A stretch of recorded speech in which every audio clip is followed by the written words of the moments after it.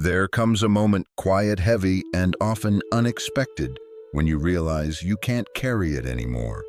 The weight of the past, the pain no one sees, the ache that lingers even when our life looks fine on the outside.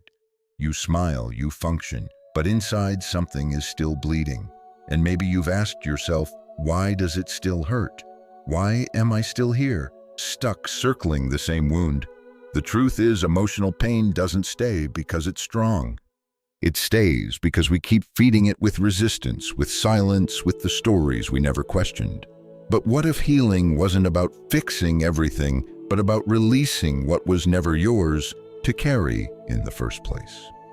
In today's episode, we dive into 10 spiritual and Stoic truths that will help you finally break the cycle. These aren't quick fixes, they're keys, quiet, powerful shifts in how you see yourself, your past, and your pain. Because your healing doesn't begin with time, it begins with truth. And that journey starts now. One, what you resist, surrender persists. Why does the pain stay even after the moment has passed? It's a question that echoes in the hearts of many. Something painful happens, a betrayal, a loss, a disappointment, and yet long after the event is gone, the pain remains. It shows up in our moods, our reactions, our relationships. It hides beneath smiles, behind work, inside our silence. And the more we try to push it away, the deeper it seems to dig in, as if pain feeds on our resistance, as if our fight against it gives it strength. This is the first spiritual paradox of emotional healing. The more you resist, the more it persists. Pain doesn't grow because it's powerful. It grows because we won't look it in the eye. We pretend we've moved on while still rehearsing the story in our minds. We distract ourselves with work, entertainment, even spiritual practices, all while carrying a quiet war inside. But healing doesn't begin with running. It begins with stopping, with surrender, with facing what hurts without trying to edit it. The Stoics understood this deeply. They never said, deny your pain. They said, don't be ruled by it. There's a difference. Marcus Aurelius reminded us that if you are distressed by anything external, the pain is not due to the thing itself, but to your estimate of it. And this you have the power to revoke. He wasn't saying pain isn't real. He was saying pain is not eternal unless you keep holding on to it. Think of emotional pain like a wave. If you try to hold it back, if you tense, fight, and scream against it, it crashes harder. But if you learn to breathe through it, to let it rise and fall, it loses its grip, not because the pain is gone, but because your resistance is. And this isn't weakness. It's strength of the highest kind, because surrender is not the same as giving up. Surrender means letting go of the illusion that you can control what already happened. It means stopping the internal war so healing can finally begin. Letting go of resistance doesn't mean saying the pain was okay. It means you're no longer willing to let it shape you. It means you don't want to spend another day chained to a moment that doesn't define you. You're not erasing your story. You're releasing the grip it has on your nervous system, your thoughts, your sense of self. And it starts with a simple truth. You don't have to fight anymore. You can breathe, you can feel, you can stop pretending it didn't hurt and still decide to live fully. Because the real enemy isn't the pain itself. It's the armor you've built around it. And sometimes the bravest thing you can do is soften. So ask yourself, what pain am I still resisting? What would it feel like to stop fighting it? Not to give in, but to finally let it move through me. That's where healing starts. Not in resistance, but in surrender. 2. Acceptance is the beginning of peace. Have you ever spent days, months, or even years replaying a moment, trying to make it turn out differently? It's a quiet form of suffering.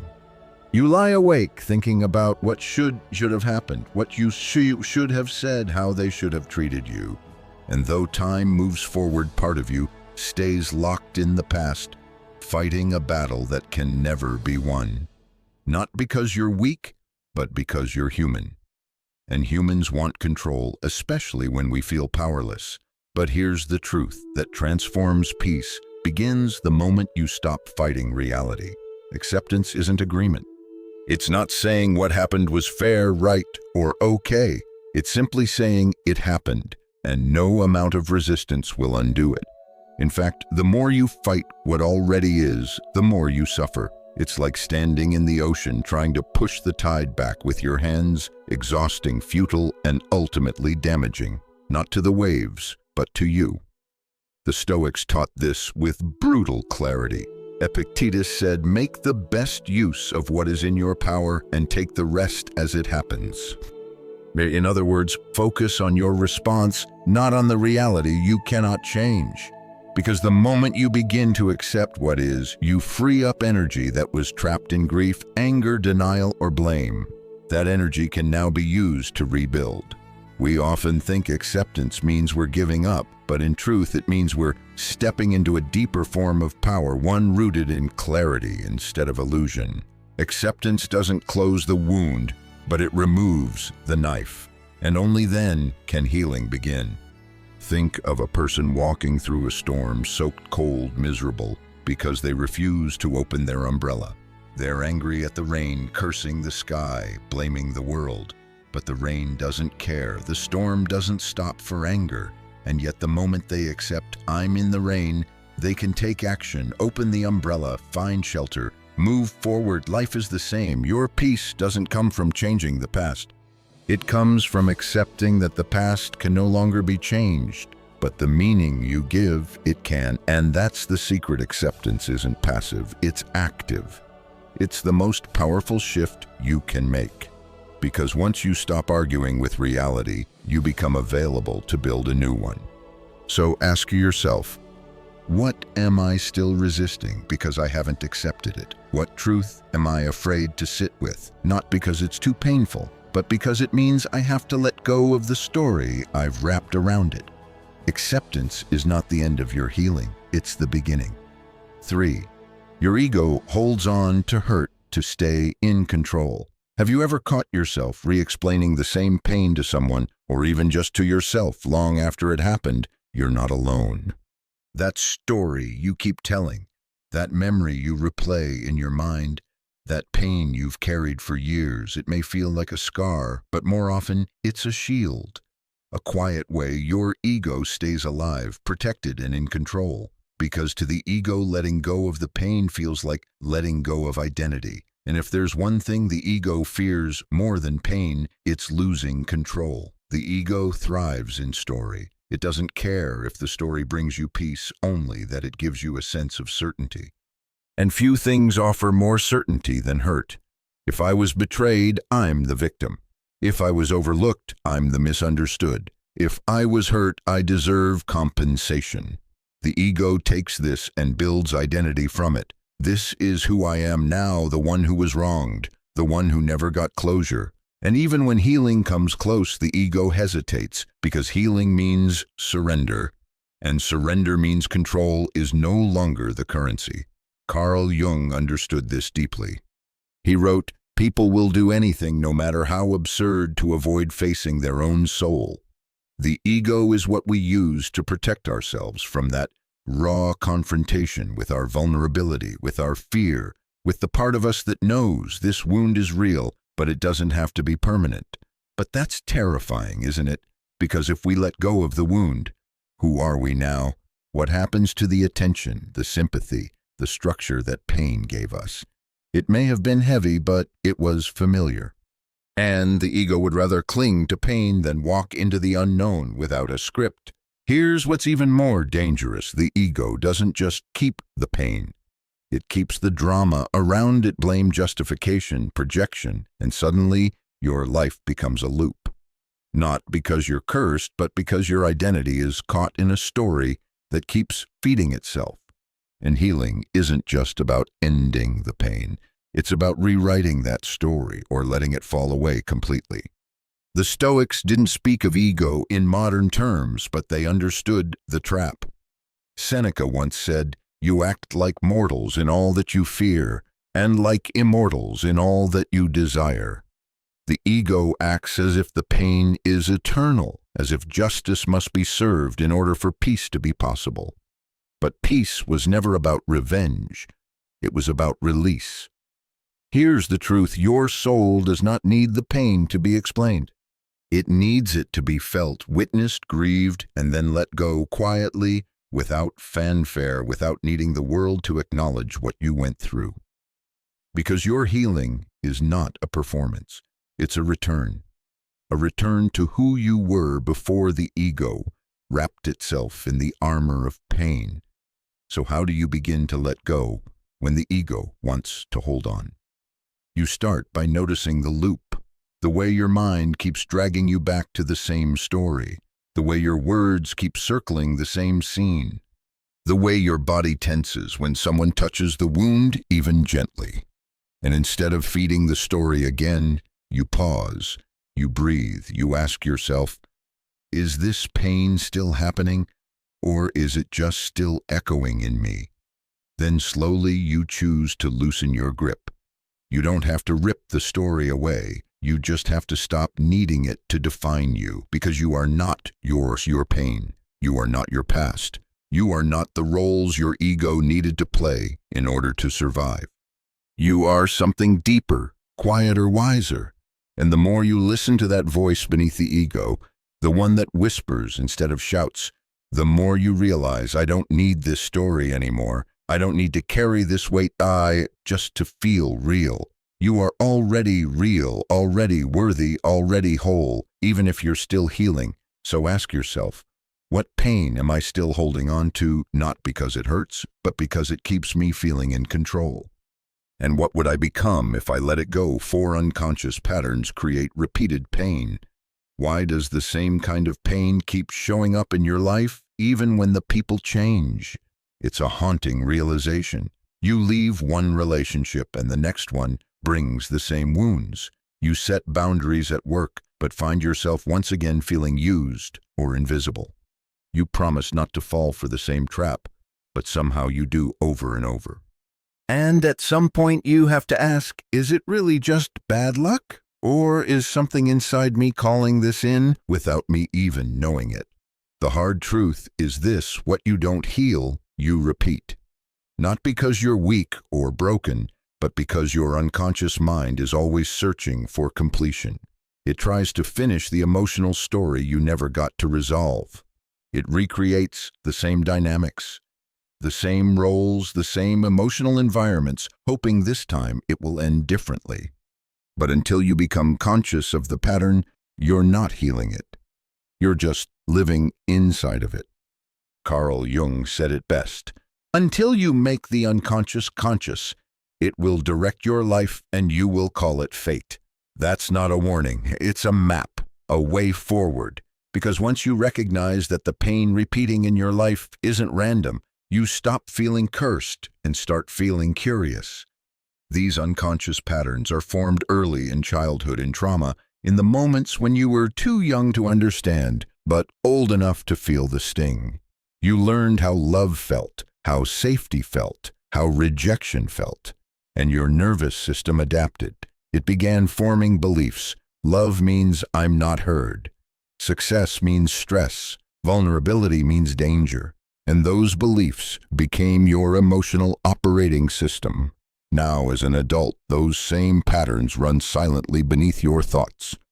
They pull you toward familiar situations, even painful ones, not because you want more pain, but because you want resolution. But here's the paradox: until you bring awareness to the pattern, you don't get resolution, you get repetition. The Stoics may not have used the language of psychology, but they understood human nature with piercing clarity. Marcus Aurelius reflected, if someone can prove me wrong and show me my mistake in any thought or action, I shall gladly change. I seek the truth which never harmed anyone.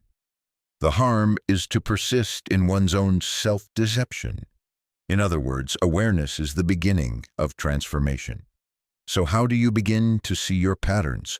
Start with your triggers, the things that upset you deeply, quickly, disproportionately. They often point to unresolved pain. Notice the roles you keep playing: the rescuer, the victim, the one who always gives, the one who never speaks up. Ask yourself, where did I first learn this? Whose voice is echoing in my reaction? Because once you trace the pattern to its root, you gain power over it. You can begin to respond instead of react. And yes, this process is uncomfortable. It means admitting that part of your suffering was familiar, even safe. That part of you chose it. Not because it was good, but because it was known, but there's no shame in that. Only a call to deeper awareness. Only an invitation to wake up. Patterns lose their power the moment you see them clearly. When you name the cycle, when you say out loud, "This is where I abandon myself. This is where I choose silence. This is where I overgive to feel worthy." You begin to interrupt it. You begin to write a new chapter. And with time, you learn healing isn't just about letting go of the past. It's about changing the future by seeing the present clearly. It's about making the unconscious conscious. Not all at once, but layer by layer with compassion and courage. So pause and ask, what emotional pattern keeps repeating in my life? What pain have I accepted as normal simply because it's familiar? And what might change if I no longer played that role? You're not cursed. You're just ready to wake up. 5. Letting go hurts less than holding on. Why is it so hard to let go of what already let go of you? It's one of the deepest forms of quiet suffering. Carrying the weight of something long gone, long broken, long finished, yet still alive inside your mind like it just happened. A relationship that ended years ago, a conversation that never came, a version of life you hoped for but never received. And though it's over, it still owns a part of you. Not because it has power, but because you're still holding on. Letting go is often misunderstood. People think it means forgetting, denying, for pretending you're unaffected. But real letting go is something far more powerful. It's not passive. It's not indifference.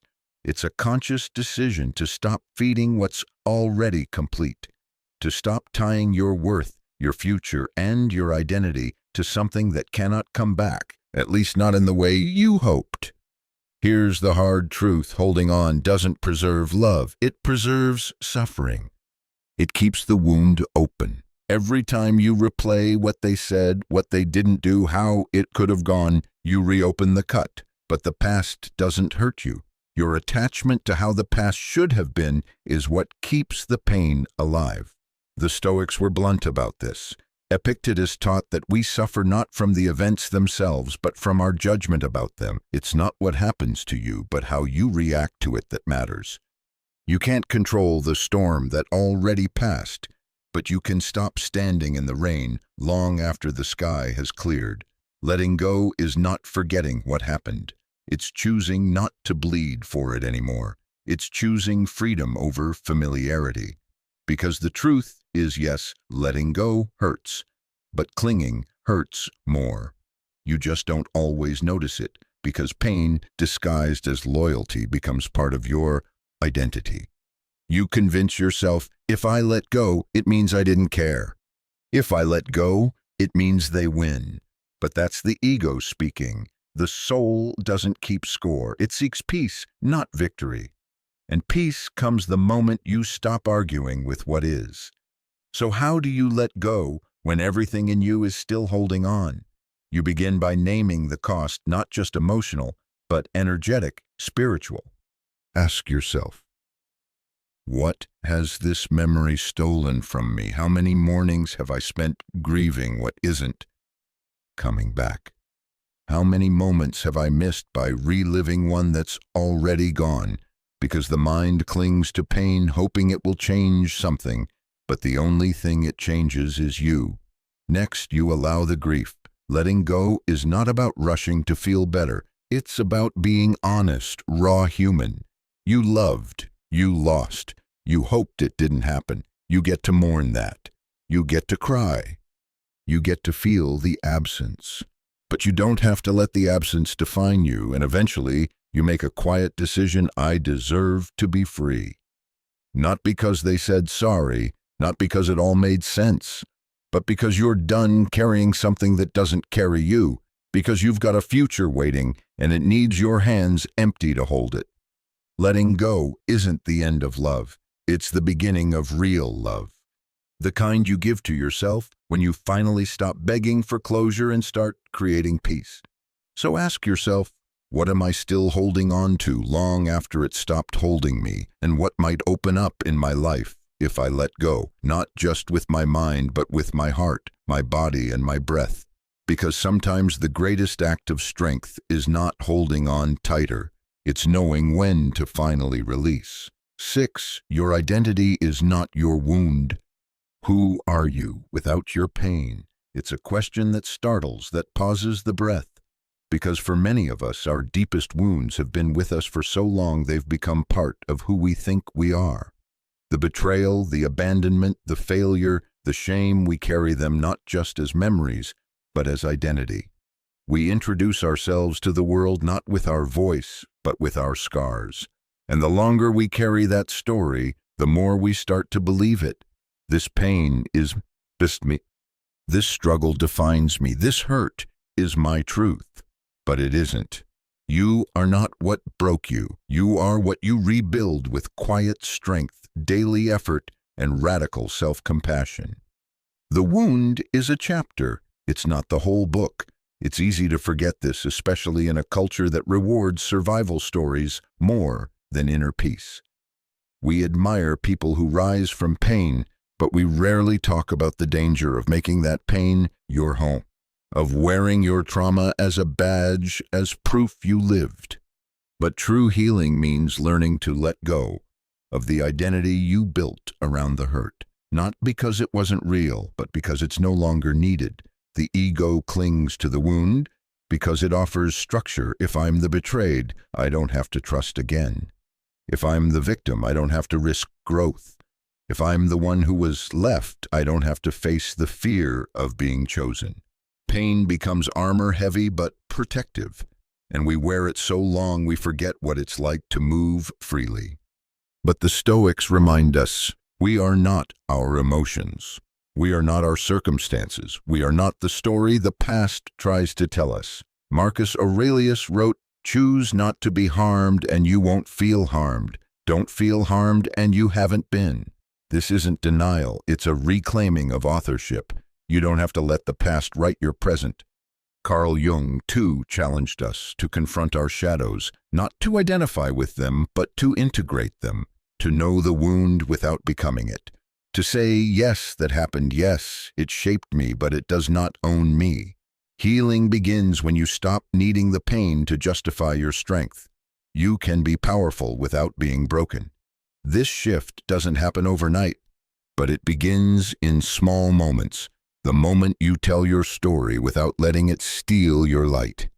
The moment you notice your triggers and instead of reacting, you breathe. The moment you realize you don't have to perform your pain to be seen, you can simply be, and that's enough.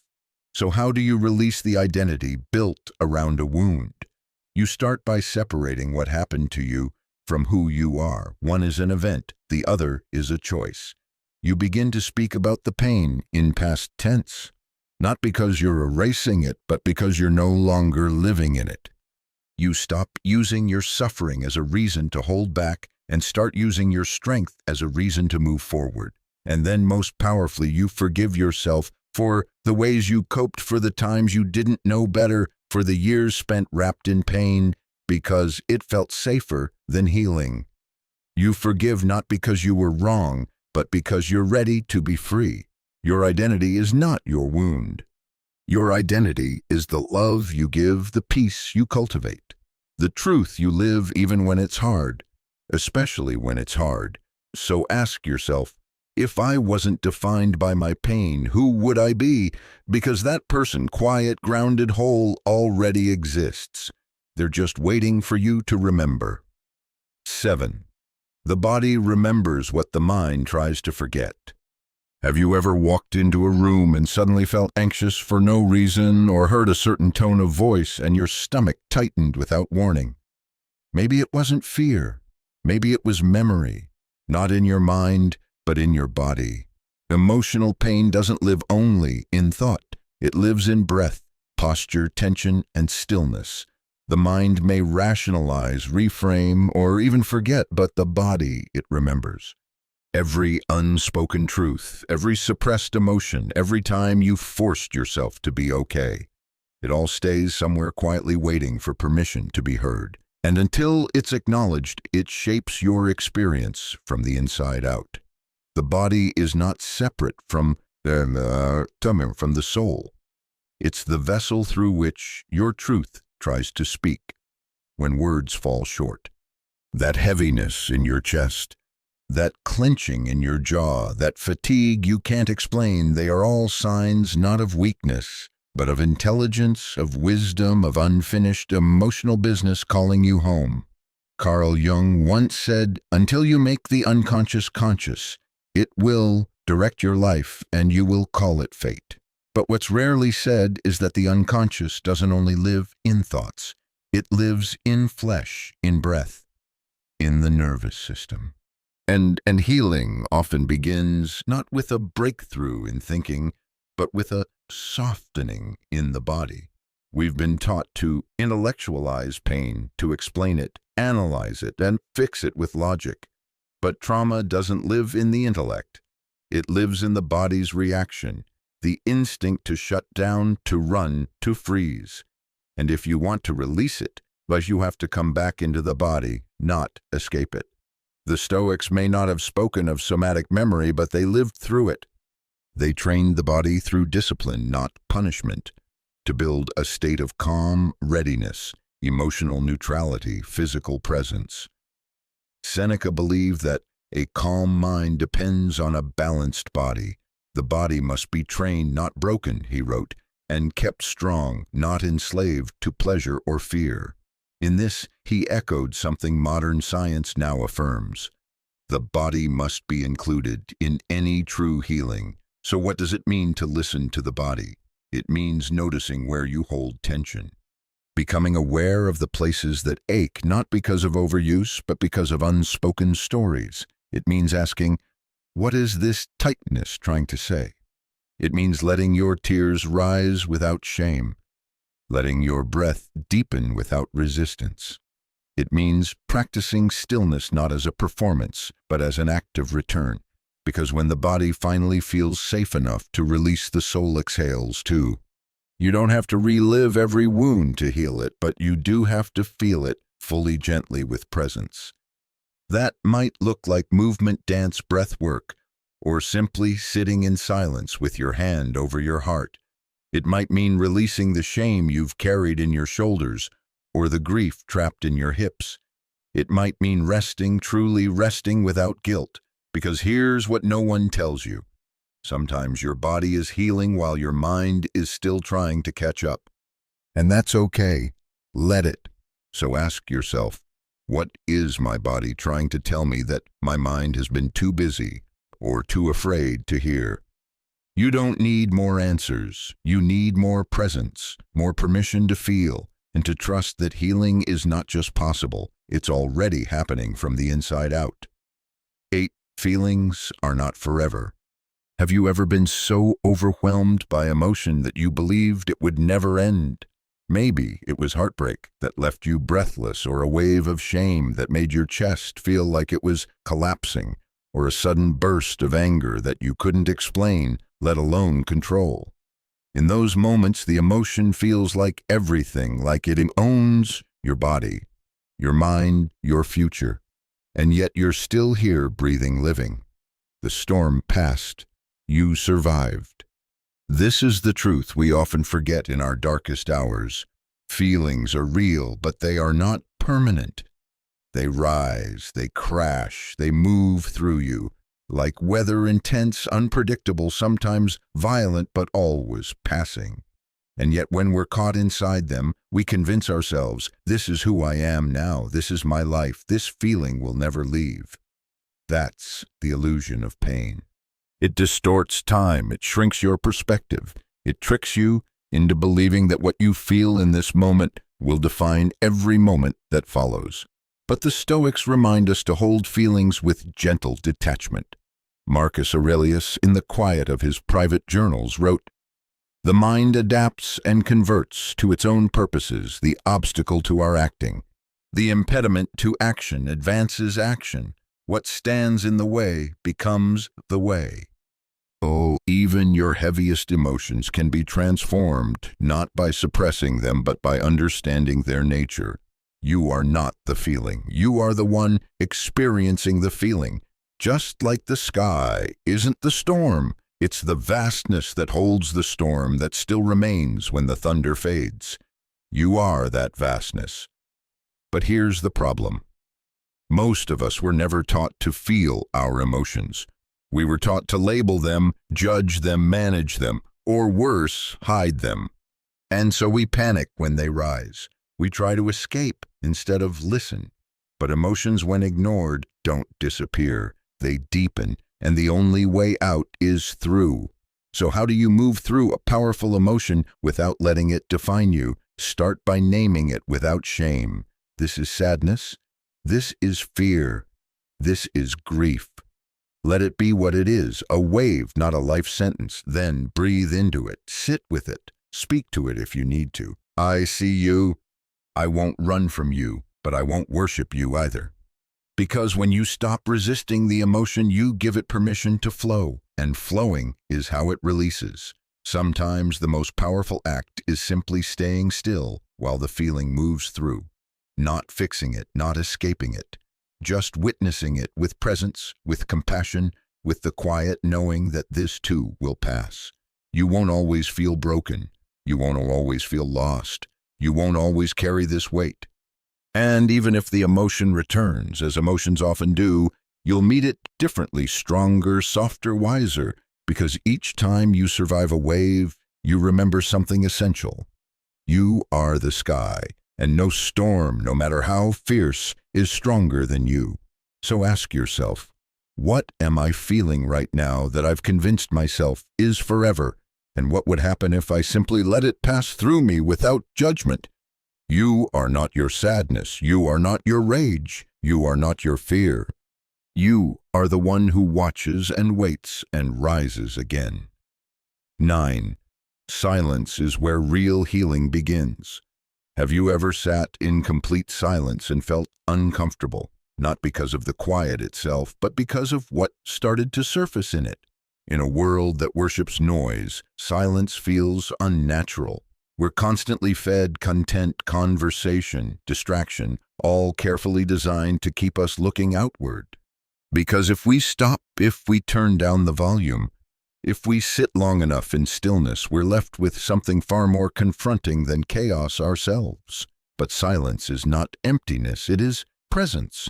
It is where the truth finally has room to speak. Real healing doesn't begin in the noise, not in the advice of others, not in the endless talking about our pain, not in the scrolling or the self-help frenzy. It begins in stillness, in the quiet space where nothing is demanded from you, and everything hidden begins to rise, gently, painfully, honestly. It's in that silence where the old stories lose their grip, where the body speaks without words, and where the soul whispers what you've been too distracted to hear. The Stoics lived in silence not as an escape, but as a tool. Seneca once wrote, "We suffer more in imagination than in reality, and silence is where that suffering is revealed for what it is." Often a story we've repeated so many times, we forgot it's no longer true. In silence, you can see it clearly. The fear isn't real, the shame isn't yours, the pain isn't who you are. But here's why most people avoid silence, because it demands honesty. You can't hide from yourself in silence. The mask slips, the distractions dissolve, and whatever has been waiting in the shadows, the grief, the resentment, the unprocessed loss, it rises, not to destroy you, but to be held, to be felt, to be released. Carl Jung understood this as well. He believed that silence was a portal to the unconscious, that the quiet mind becomes the doorway to what needs to be healed, and that facing the silence is the beginning of true individuation, of becoming whole. He once said, "Solitude is for me a fountain of healing which makes my life worth living, not because solitude is easy, but because in it we finally meet the parts of us we've abandoned." So how do you make space for that kind of silence? Not by escaping to the mountains or becoming a monk, but by choosing every day to step away from noise, even for 10 minutes, even for one. No phone, no music, no answers. Just breathe, just awareness, just a willingness to sit and feel what rises. And in that stillness, healing begins not all at once, but in small, sacred waves. A sudden exhale, a tear you didn't know you were holding, a thought that finally feels complete. That is the medicine silence offers, the kind that no one else can give you. So ask yourself, when was the last time I gave myself silence, not as punishment, but as a gift? And what would I hear if I truly listened? You don't need to be louder to be healed. You need to be still. And in that stillness, something ancient wakes up the part of you that knows you've been whole all along. 10. Pain is not a punishment, it's a portal. What if your pain wasn't a curse, but a doorway? Most of us are taught to see pain as something to escape, to numb, to silence, as if it has no purpose except to make us suffer. But what if the very thing you've been trying to avoid, the ache in your chest, the loss that split your world, the regret that won't let you sleep, wasn't there to punish you, but to awaken you? Pain doesn't arrive without reason. It comes when something old needs to die, when something in you is ready to grow, even if you're not. It pulls you into discomfort, not to destroy you, but to show you who you've been, what you've accepted, and most importantly, what you're capable of becoming. The Stoics never saw pain as the enemy. Marcus Aurelius wrote, "Just as nature takes every obstacle, every impediment, and works around it, turns it to its purposes, incorporates it into itself, so too can a rational being turn each setback into raw material and use it to achieve its goal." That is the invitation of pain, to transform, to be reborn, not in spite of what hurt you, but because of it. And yet, so often we ask the wrong question: why me? Why did I go through this? Why did they leave? Why did I lose everything I thought I needed? But that question keeps you trapped in victimhood. It keeps you circling the event, stuck in a loop of blame and confusion. The better question is, what now? What will I do with this pain? What will I create from it? What will I no longer tolerate because of it? Because if you let it, pain sharpens you. It clears away what no longer serves you. It humbles the ego and strengthens the soul. It forces you to choose between collapsing and evolving. Carl Jung believed pain was essential for psychological transformation. He wrote, "There is no coming to consciousness without pain." That's because pain strips away the illusions about yourself, about others, about the world. And in that raw, exposed place, you begin to see clearly. You begin to feel what is real. And from there, you begin again, not as who you were, but as who you were meant to become. The truth is, pain is part of the initiation into deeper life, into wisdom, into love that doesn't control, and truth that doesn't unbend. It's not comfortable. It's not linear. And it doesn't come with guarantees. But if you go through it with open eyes and a steady heart, pain doesn't leave you broken. It leaves you aware. So if you're in pain right now, if something has ended, or someone has left, or your world has fallen apart, ask yourself, what part of me is being asked to grow? What is this pain trying to teach me that comfort never could? You don't have to be grateful for the pain, but you can choose to walk through it with purpose. You can let it change you, not into someone colder, but into someone truer, stronger, braver, more awake. Because pain is not the end of your story. It's the doorway to a deeper one.